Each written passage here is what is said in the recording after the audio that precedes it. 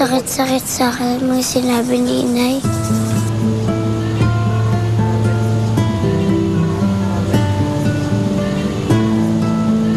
Para bumabalik na naman yung dating galit niya sa akin.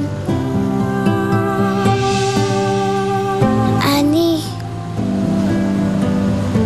alam ko naman na hindi siya ganun eh. Nasabi niya lang siguro yun dahil lasing siya, no? Kung may magagawa lang sana ako para hindi na siya malungkot. Para mabalik si Ate Blanca at hindi na din siya maglasing. Tulungan mo naman ako, Ani. Gamitin mo ang kapangyarihan mo para mabawi natin si Ate Blanca kay Ma'am Priscilla. Sige na naman. Sige na nga, Ani. Makulit talaga ako eh. Pasensya ka na, ha. Naawa lang kasi ako kay Inay. Alam ko nasabik na siya makasama si Ate Blanca. Ako din naman, gusto ko na magbalik na sa akin ang kapatid ko.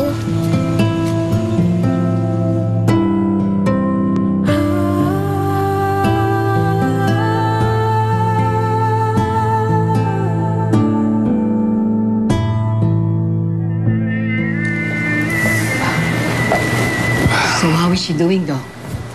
Well, her condition is stable for now. Pero hindi pa rin natin pwedeng i-dismiss ang possibility ng relapse. Kaya importante na hindi pwede pumalya ang medications niya. Okay, I'll make sure I take care of that. Good. Well, excuse me, I have to go. Thank you.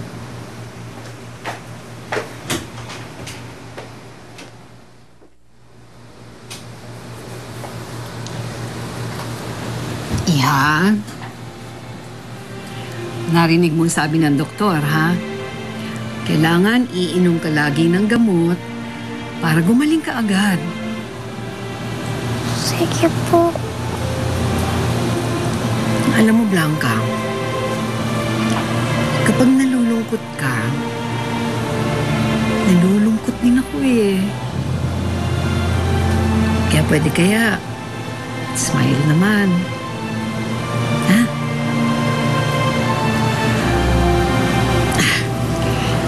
Alam ko na. Alam ko na kung anong gagawin ko para sumaya ka.